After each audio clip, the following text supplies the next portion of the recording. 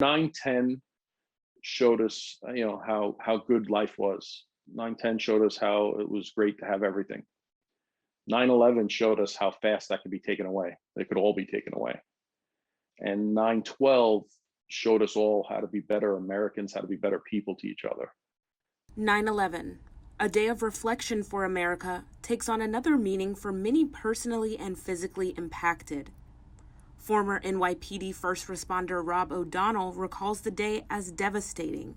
I mean, it hurts to this day. 9/11 is not a 20-year anniversary for me. Every day for me is September 11th, 2001 plus one. Every day is just another day after 9/11 for me. It started off as a normal day, and it was a typical big occurrence in New York. We've had plane crashes before. We've had blimps crash in New York City and Manhattan. When that first plane hit, it wasn't unknown if it was a private plane, what had happened, and if it was some kind of pilot error or what had taken place. And then watching that, seeing the second plane fly in, I don't think anyone who's been in the military or public safety background had any doubt that we were under attack. And that's when it changed. I had family in the building. My brother worked in the World Trade Centers. Thankfully, he was able to get out that day and was not there.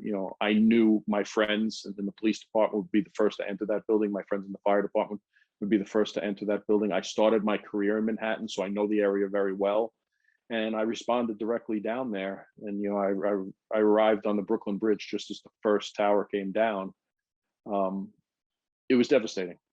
O'Donnell was a member of the New York Shields Pipes and Drums Band made up of New York police. One of their first appearances together after 9/11 was the St. Patrick's Day Parade in 2002 in Savannah. And as soon as we landed in Savannah, the Chatham County sheriffs met us at the airport with a bus, took us to our hotel. We had escorts the entire time we were there, showing us the city, and it was definitely a gracious outpouring by the people of Savannah. And since then, Savannah's become my second home. I've traveled to Savannah and Tybee Island every year on vacation. The band were named Grand Marshals and received the key to the city of Savannah from Mayor Floyd Adams. It was a great event, great outpouring, and it was great for us mentally and personally. It was our first escape from what we've all been doing in New York City as far as rescue and recovery. It was a year later. It was finally time for us to take a breath. Air travel was starting to get back to normal, although our plane coming down was quite empty. But the people on the plane felt very reassured that they had 25, 30 of NYPD's finest coming down to visit Savannah. O'Donnell says 2020 was his first time to return to Ground Zero. I haven't been able to personally return to the site. I've drove by it many times doing other things, but to physically walk and visit the site.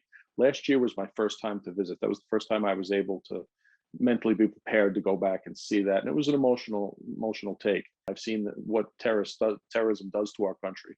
I was at the 93 World Trade Center bombing. I was at 9/11. I've dealt with the Fort Dix terror plot in 1997.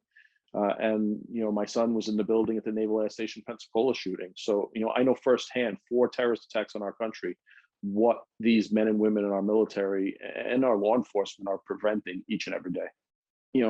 After it happened, you could have placed me on Mars and I would have had the same feeling, the same aura around me, because this is a place I knew very well. I was very familiar intimately with, and it just looked like another planet. It was just pulverized, dust and debris. And, in my time in recovery there, because being a detective, we did all the sifting through the rubble and searching to give closure to the families that we couldn't survive, that we couldn't save. I didn't see one desk. I didn't see one phone. I didn't see one computer. I didn't see one chair. Everything was just dust and pulverized. And it was just, devastating to me and angry that they did this to my city. He shares as he reflects on the 20-year anniversary, he hopes people will live every day like it's 9/12. Reporting in Savannah, Kaylin Jackson, WSAV Now.